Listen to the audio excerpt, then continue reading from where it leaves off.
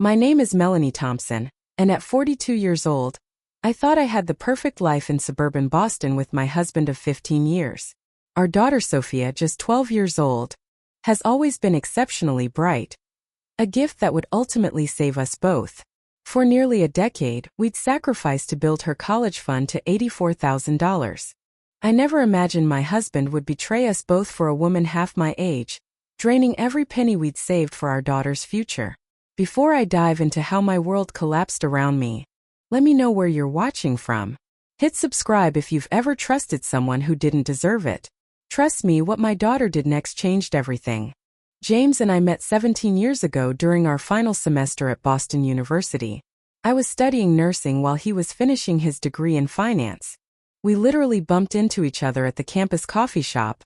I spilled my latte all over his economics textbook. He laughed it off and asked for my number instead of reimbursement for the book. That was James, charming, easygoing, and always seeing opportunity where others saw problems.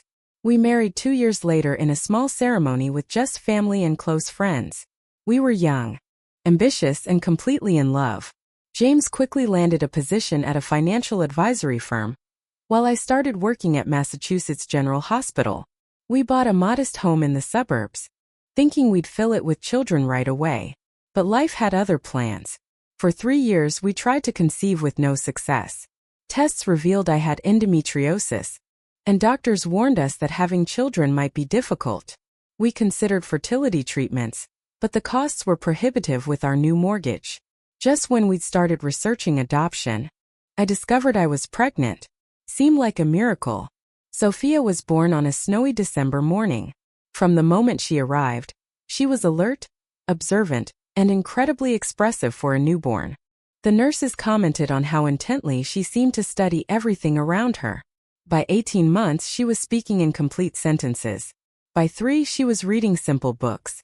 Her preschool teacher suggested we have her IQ tested, as she was consistently outpacing her peers in problem-solving and comprehension. We were proud but cautious parents. We didn't want to label Sophia as gifted or pressure her. Instead, we focused on providing opportunities for her curious mind, museum trips, science kits, and endless books. James would spend Sunday mornings teaching her about saving money with a special piggy bank system he designed. She absorbed financial concepts most adults struggle with. When Sophia turned 3, James came home with paperwork for a $529 college savings plan. "She's going to have options," he said confidently. "The best education possible." We committed to putting away $200 every month, increasing the amount whenever we received raises or bonuses. It became our tradition to show Sophia the growing balance on her birthday each year, explaining how compound interest was helping her future. Our life settled into a comfortable rhythm. I reduced my nursing hours to part-time when Sophia started elementary school, wanting to be more present for her academic journey. James climbed the ranks at his firm, eventually managing portfolios for high-net-worth clients. We weren't wealthy, but we were financially secure. A significant achievement for two people who'd graduated college with substantial student loan debt. Our family traditions were simple but meaningful. Sunday brunches where James made his famous blueberry pancakes. Summer trips to Cape Cod where we'd hunt for shells and build elaborate sand castles. Friday movie nights with homemade popcorn and heated debates about plot twists. We seemed like the perfect family to outsiders, and in many ways we were genuinely happy. The first changes were so subtle I barely noticed them. About a year ago, James started working later hours. His firm was expanding, he explained, taking on new clients who could only meet after business hours. He updated his wardrobe, investing in expensive suits and a new cologne. His phone became a permanent attachment, and he'd often step outside to take calls. I dismissed the warning signs as work stress. When he missed Sophia's science fair for a client emergency, I believed him. When he forgot our anniversary, I told myself he was preoccupied with professional responsibilities. I was so invested in our narrative of the perfect family that I couldn't see the cracks forming in our foundation. Meanwhile, Sophia continued to flourish. At 12, she was taking advanced math classes with high school students. Her dream was to attend MIT and become an engineer or mathematician. We encouraged her ambitions, certain that the college fund we'd built would give her the freedom to choose her path without the burden of massive student loans. Last month, during our annual financial review, I suggested we check the balance of Sophia's college fund. I'd recently read an article about market volatility and wanted reassurance that our investments were on track. James was uncharacteristically evasive, claiming we could review it later. When I insisted, he reluctantly logged into the account on his laptop, angling the screen away from me. Something about his behavior triggered my first real suspicion that something was wrong. "I can't seem to access it right now," he said, closing the laptop. "Probably just a website issue. I'll check with the office tomorrow." That night I couldn't sleep. For the first time in our marriage, I felt a sense of foreboding that I couldn't explain. Little did I know that my instincts were right, and our carefully constructed life was about to crumble. The next morning after James left for work, I tried to access our accounts myself. Despite having the login information, I was locked out of Sophia's college fund. I called the investment company directly, only to discover that our account permissions had been changed 6 months ago. James was now the sole authorized user. When James came home that evening, I confronted him immediately. Why can't I access Sophia's college fund? And why was I removed as an authorized user? His face paled momentarily before he composed himself. "Oh, that. I meant to tell you. I made some temporary transfers to capitalize on a market opportunity. The paperwork probably triggered a security protocol." "What kind of transfers?" I pressed. "Just a short-term investment strategy. The market's been unpredictable, and I found a more aggressive growth option." He loosened his tie, avoiding eye contact. "It'll be back to normal in a few weeks. Trust me.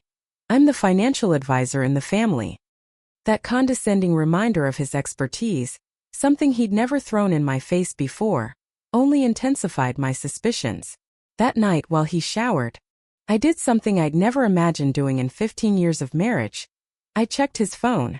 The evidence was devastating. Messages between James and someone named Amber filled his text history. The exchanges were intimate, explicit, and had been going on for 9 months. There were declarations of love, descriptions of hotel meetups, and complaints about me. In one particularly painful message, James wrote, "Mel doesn't understand me like you do. Can't wait until we can stop hiding." But the text that made my blood run cold was from 3 months ago. "Just transferred another $10K from S's college fund. We're almost there, baby. Your business is going to be amazing." I scrolled frantically through more messages, piecing together the unthinkable. James had been systematically draining our daughter's college fund to invest in some business venture with his mistress. When he emerged from the shower, I was sitting on the bed, his phone in my hand. "How could you?" My voice was eerily calm despite the hurricane raging inside me. "How could you steal from your own daughter? You went through my phone?" He attempted outrage but faltered when he saw the text displayed on the screen. "Amber seems nice," I said coldly. "How old is she? And what exactly is this business you're funding with our daughter's future?" He stammered through weak denials before switching tactics. "It's not what you think. Amber has an incredible business opportunity. A new makeup line with proprietary formulas.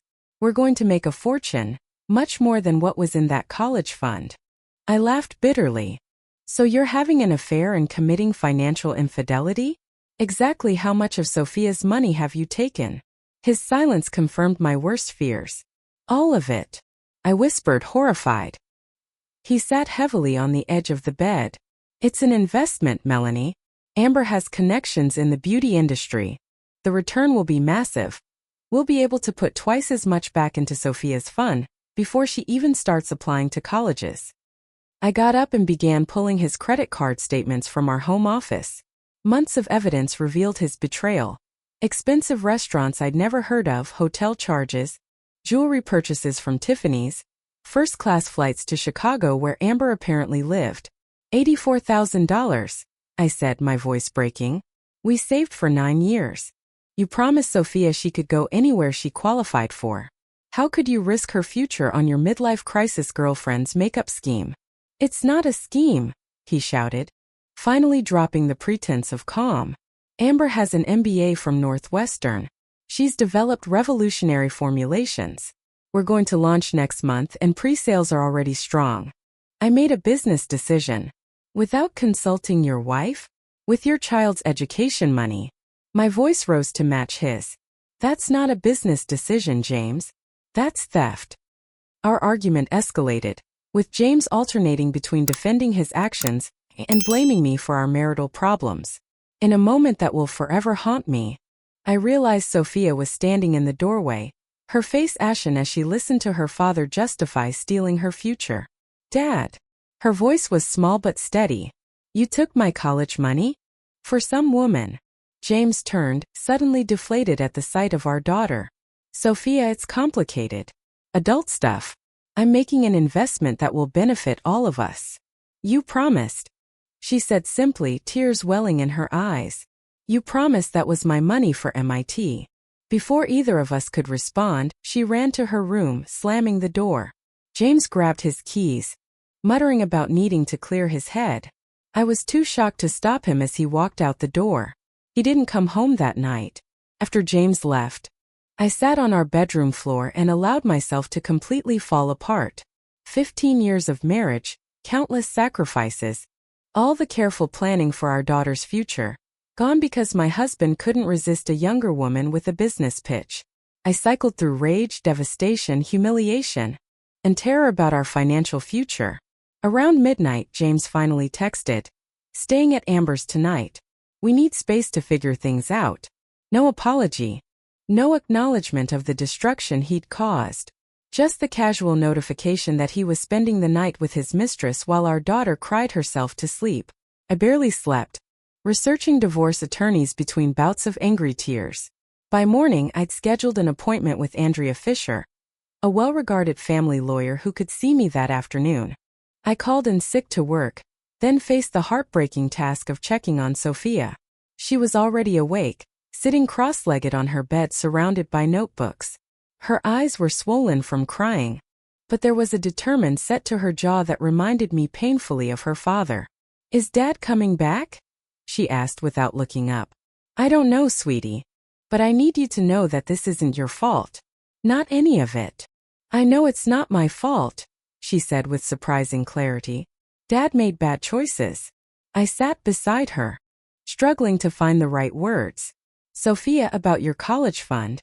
I'm going to do everything possible to make this right. I might have to pick up extra nursing shifts, and we'll probably need to cut back on some things, but we'll start rebuilding." "How much did he take?" "Exactly." Her directness startled me. "All of it, honey. $84,000. She nodded, absorbing this information with eerie composure. "And he gave it to his girlfriend for a makeup company." "Yes. He claims it's an investment, but he had no right to take that money." "It was for your education." "Tell me everything," she said. "I want to know who she is, what the company is called, how long this has been happening." "Everything." I hesitated, torn between protecting her and respecting her evident maturity. "Are you sure? This is pretty adult stuff." "I'm not a baby, Mom. And it's my future he stole." Over the next hour, I answered her questions as honestly as I could. Amber was 28, a former beauty industry marketing executive who'd supposedly developed innovative cosmetic formulations. The affair had been going on for at least 9 months. James had been systematically transferring money for the past 6 months, culminating in emptying the account entirely 3 weeks ago. Instead of crying again, Sophia took notes, occasionally asking clarifying questions with the focus of a detective. I was simultaneously proud of her composure and heartbroken that she needed to be so strong. My afternoon meeting with the divorce attorney was brutally enlightening. While James's actions were clearly unethical, Andrea explained that legally recovering the money might be complicated. The college fund was in both your names, and while morally it was earmarked for Sophia, legally he had access, she explained. Our best approach is to demand full financial disclosure during divorce proceedings and fight for compensation through asset division and potential spousal support. When I returned home, James had been by to collect clothes and toiletries. He left a note saying he'd be staying with a friend for a while and would contact me through proper channels soon. No mention of Sophia at all. That evening we had to adjust to our new reality. I sat Sophia down for a difficult conversation about our financial future. Things are going to be different for a while, I explained. We might need to postpone some expenses, like your math camp this summer. And I'll be picking up weekend shifts at the hospital. I expected tears or anger, but instead Sophia looked thoughtful. Don't worry, Mom. Dad always underestimates me. What do you mean by that? She shrugged. Just that he thinks I'm still a little kid who doesn't understand grown-up stuff. But I understand more than he knows. Later that night, I found her researching investment fraud on her tablet. When I asked what she was doing, she minimized the screen and said simply, "Just trying to understand what happened." I should have pressed harder, but I was emotionally exhausted. It would be days before I realized that while I was focused on picking up the pieces, my 12-year-old daughter was formulating a plan of her own. In the week following James's departure, I was overwhelmed with practical matters, consulting with the divorce attorney, notifying my parents and close friends about the separation, and reworking our household budget.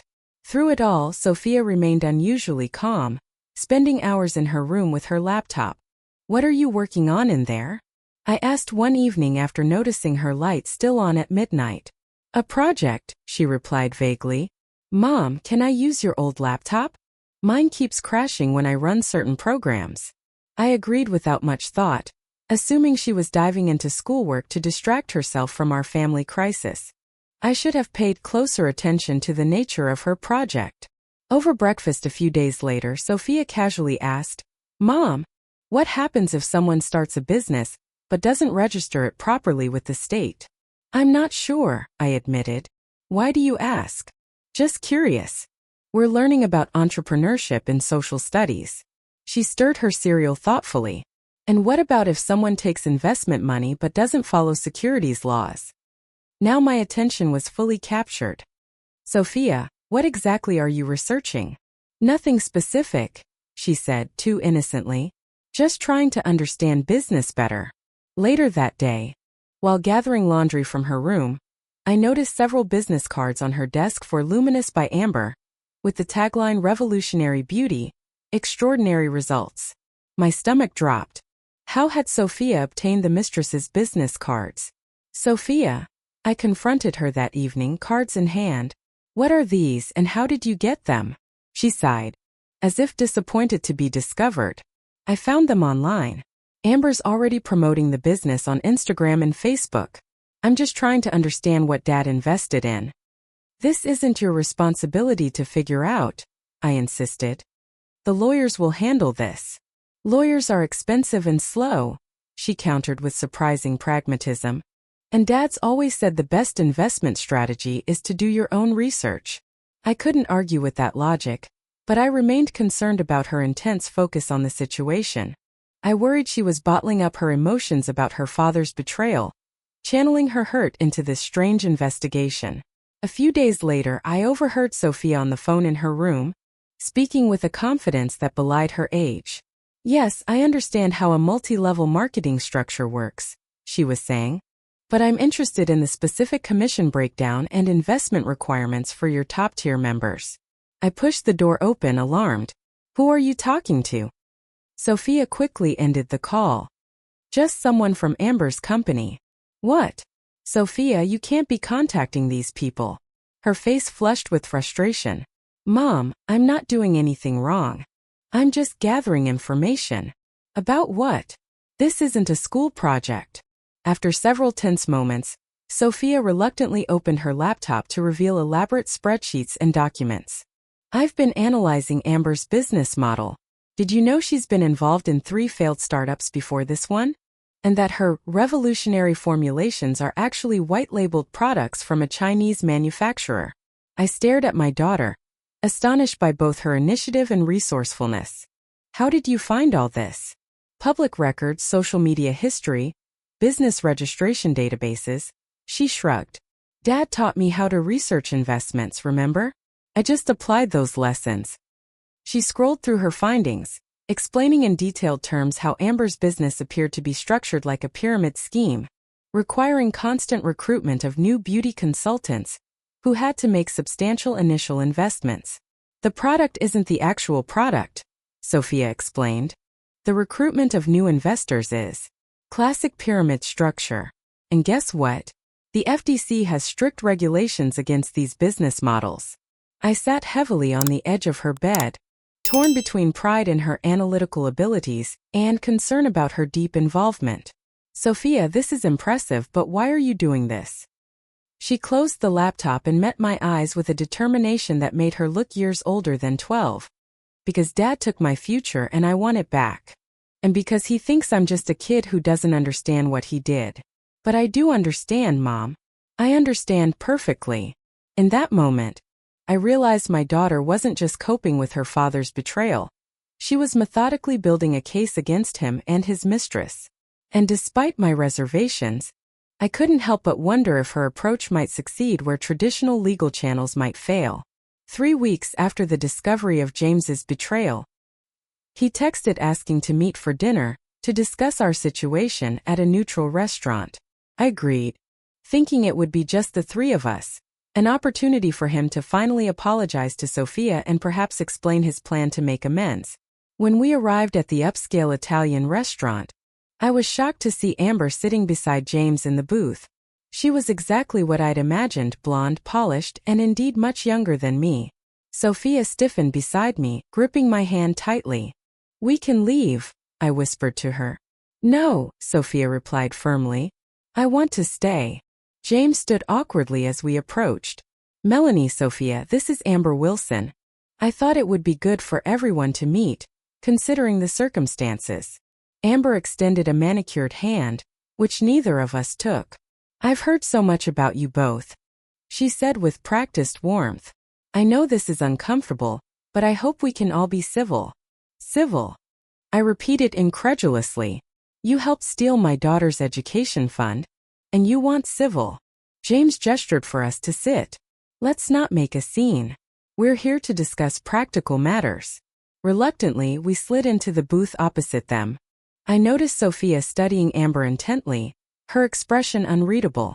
Throughout the awkward ordering process, Amber kept touching James's arm possessively while chattering about wine selections and menu recommendations.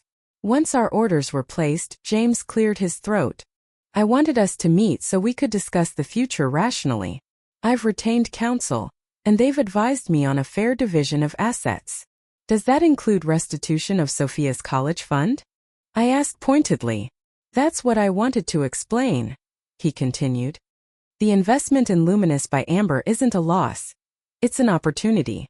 The business is already showing tremendous promise." Amber nodded enthusiastically.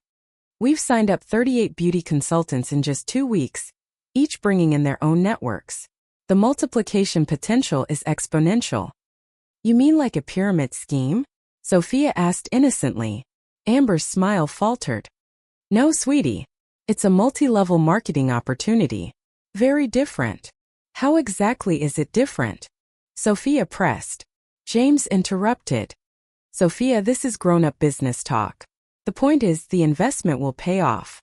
In fact, Amber just received preliminary interest from a major retail chain." "Which one?" Sophia asked. "That's confidential," Amber replied smoothly. "But it's a household name." Sophia nodded thoughtfully before pulling out her phone. "That's interesting because according to public records, your company hasn't properly registered with the FDA for cosmetic product distribution." The table went silent. James's face reddened. "Sophia, put your phone away. This isn't appropriate." "I also found something interesting about your business structure," Sophia continued, ignoring him completely. She turned her phone to show a screen full of highlighted regulations.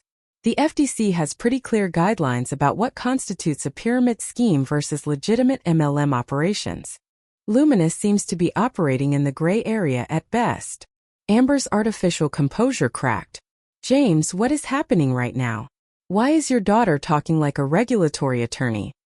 "I'm just a kid who knows how to use Google," Sophia replied calmly. "And I've forwarded my concerns to the appropriate authorities.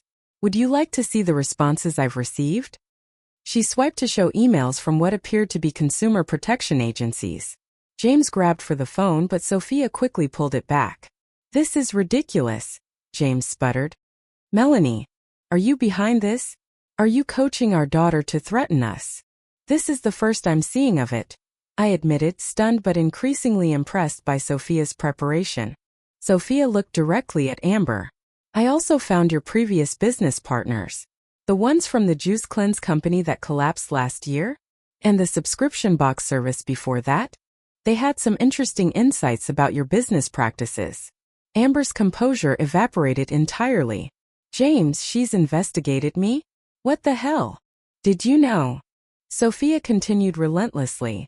That in certain states, taking money under false investment pretenses can be classified as fraud? Especially when the business plan misrepresents potential returns. The restaurant seemed to shrink around us as nearby diners began to glance curiously at our table. James leaned forward, his voice a harsh whisper. That's enough, Sophia. You're 12 years old. You have no idea what you're talking about. Actually, Dad, I understand perfectly. You stole $84,000 from my future to impress your girlfriend. You betrayed Mom.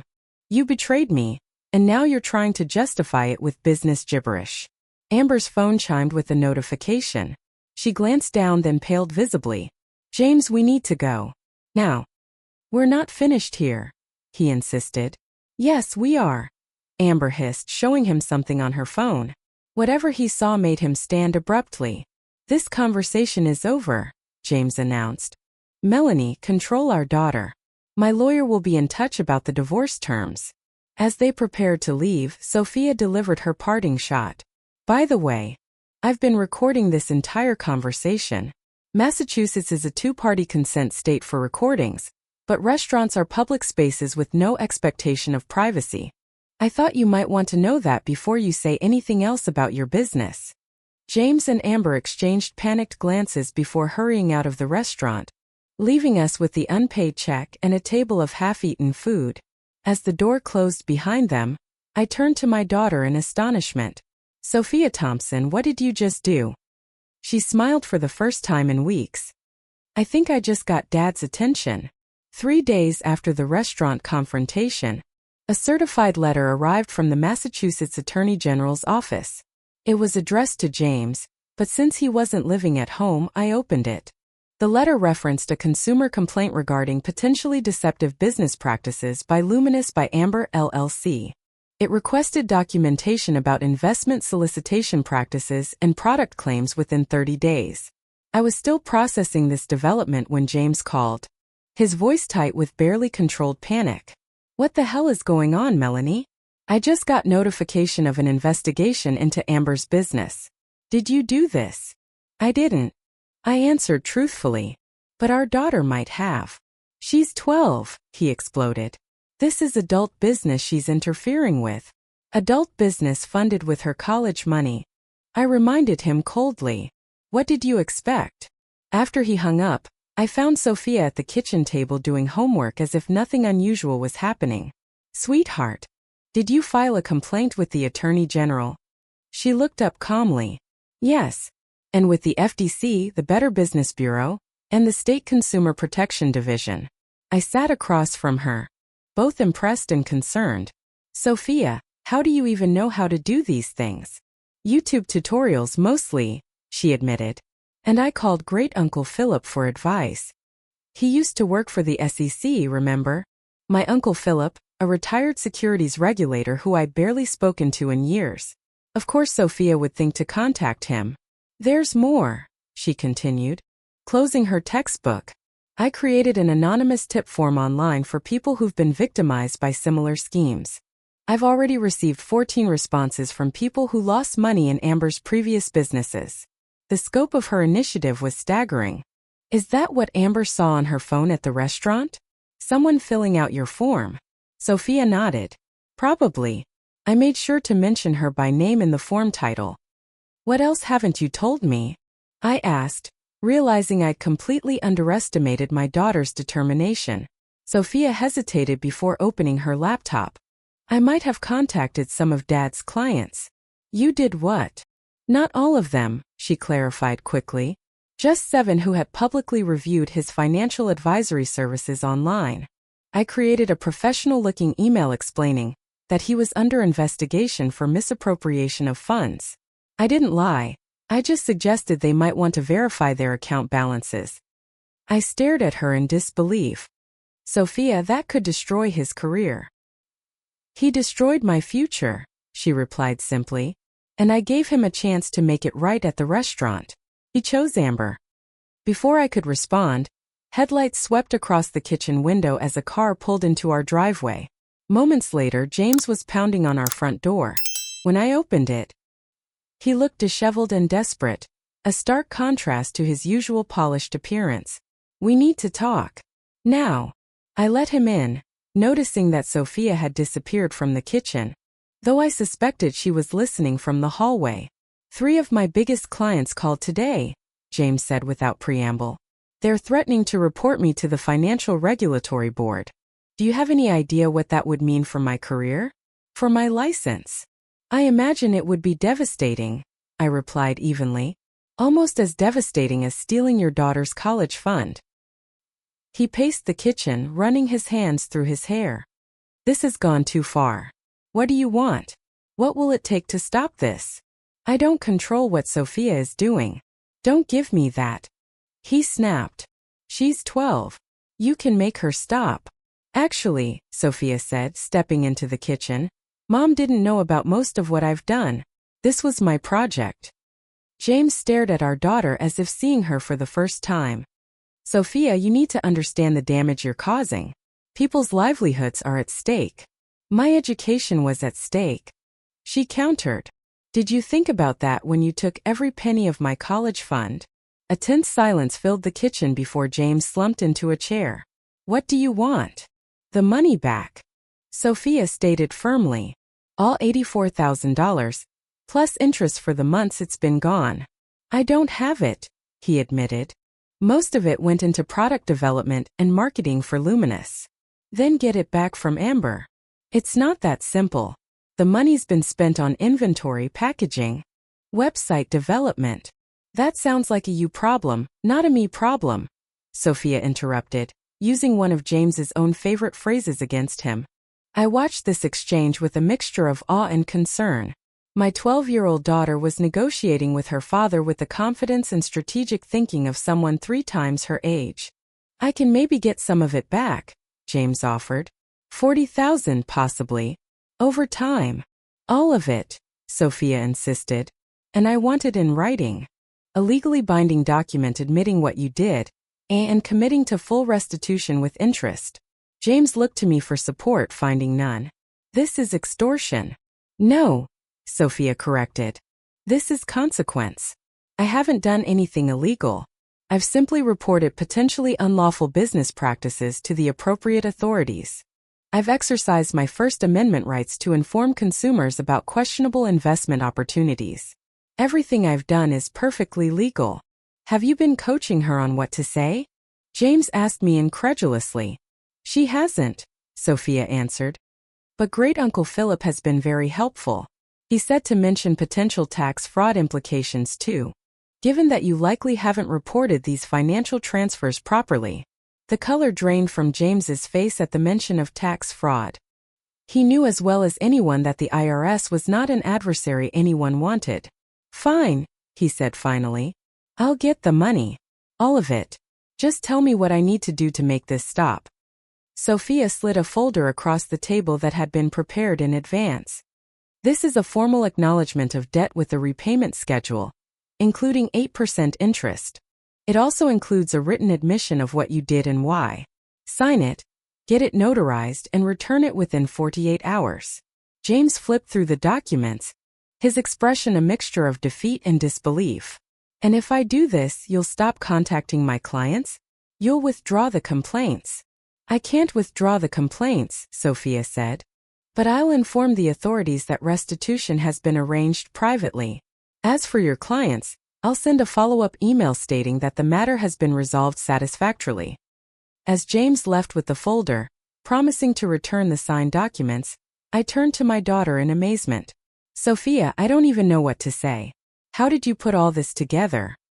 She shrugged, suddenly looking her age again. Dad always said I should use my math skills for something practical. I guess I did. 1 month later, we received a cashier's check for $96,000, the original $84,000 plus the $12,000 interest Sophia had calculated. James returned the signed and notarized documents as promised, though he'd been coldly formal during the brief exchange.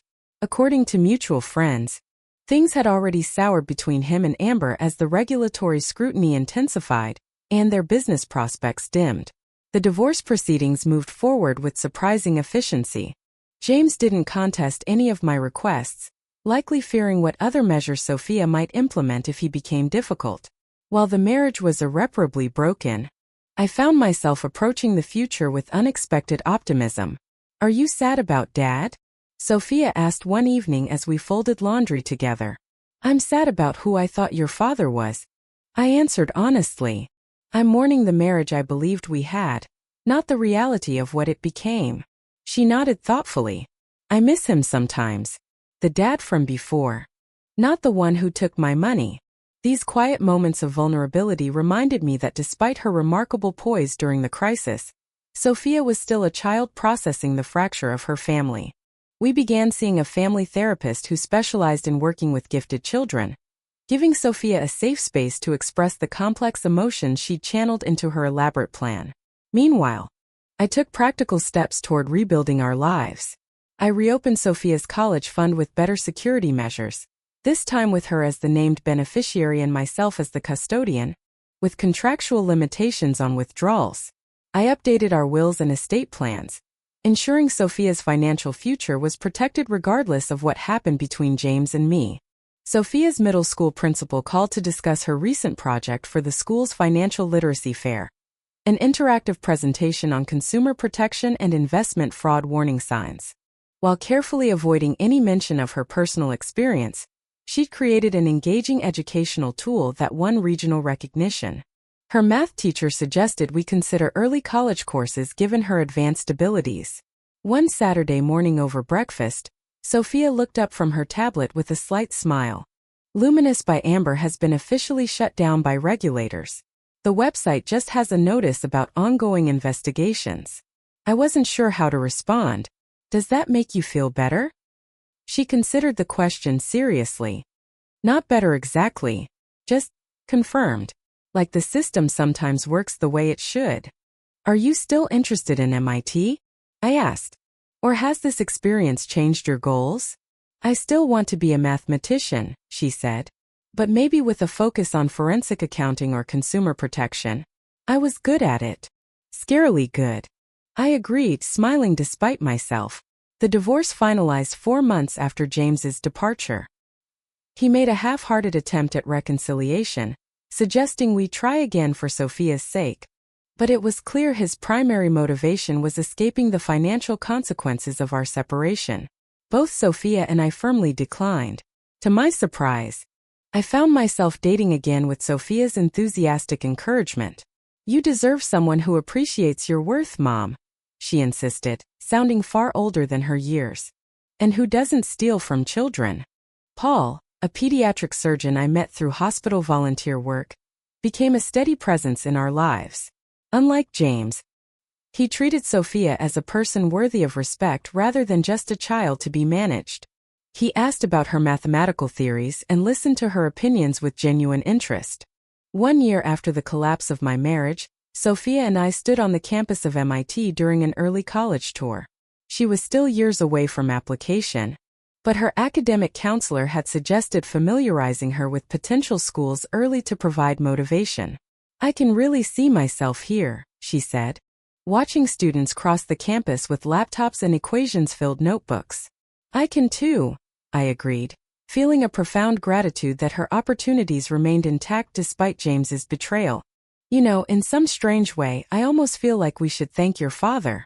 She looked at me questioningly. "Not for what he did," I clarified. "That was unforgivable. But this whole experience showed us both what we're capable of. I would never have found the courage to demand what I deserve in the divorce if you hadn't shown such fierce determination to right this wrong." Sophia considered this. "I learned it from you. You know, you always taught me to stand up for myself, even when you weren't always standing up for yourself." Her insight struck me deeply. Perhaps my greatest failure in my marriage had been diminishing my own worth. accepting less than I deserved in subtle ways that my observant daughter had noticed despite my attempts to hide them. As we left the campus that day, I realized that losing what I thought was essential, a perfect marriage, had given both Sophia and me something far more valuable. An unshakable confidence in our ability to overcome whatever challenges life presented. The college fund continues to grow, now managed with Sophia's active participation and oversight. James makes his court-ordered child support payments, though our interactions remain minimal and strictly businesslike. And Sophia, now 13, has started a peer counseling group for children of divorce, applying the emotional intelligence she developed during our family crisis to help others. Sometimes the greatest gifts come disguised as our worst nightmares. My husband's betrayal nearly destroyed our family, but my daughter's remarkable response transformed it into something stronger, wiser, and ultimately more authentic than what we had before. If you're facing a betrayal that seems insurmountable, remember that the same determination that helped a 12-year-old recover her stolen future exists within you too. Trust your instincts, document everything, and never underestimate your power to demand justice. Have you ever been in a situation where someone underestimated your abilities? Share your story in the comments below. And if this tale of unexpected resilience resonated with you, please like, subscribe, and share with someone who might need to be reminded of their own strength today. Thank you for listening to my story. May you find the courage to write the next chapter of yours.